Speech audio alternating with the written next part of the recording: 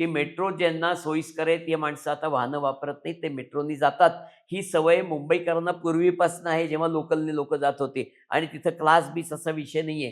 तिथं अगदीच एखाद्या कंपनीचा डायरेक्टर सुद्धा लोकलनी जात होता, कारण वेळ वाचायला पाहिजे. त्यांची बेस्ट बस सेवा सुद्धा उत्तम होती. पण आमच्याकडे पुण्यामध्ये याच्याकडे कुणाचं लक्ष नाही. ती फक्त दुभती गाय म्हणून त्याच्यातनं काही मिळालं तर घ्यावं या दृष्टीने ठेवलेली आहे.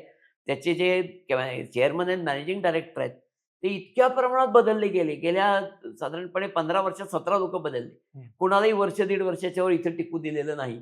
त्यामुळे तो माणूस आल्यानंतर त्याला सेटल व्हायला 4 महिने लागतात आणि पुढच्या 6 महिन्यात तो निघून जातो इथनं. हं. कशी ती सेवा सुधारायची? आज देशातली निदान महाराष्ट्रातली तरी सगळ्यात बेभरवशाची, सगळ्यात महागडी आणि सगळ्यात इन्कन्व्हिनियंट जर कुठली सेवा असेल तर ती पी-एम-पी-एम-एलची आहे.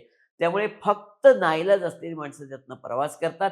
त्यामुळे वाढलेली वाहनं, त्याच्यामुळे होणाऱ्या वाहतूक कोंड्या, त्याच्यामुळे होणारं प्रदूषण आज जगामध्ये पुण्याचा नंबर पहिल्या 5 आहे. हं. दुर्दैव आहे, पण ही वस्तुस्थिती आहे. हं.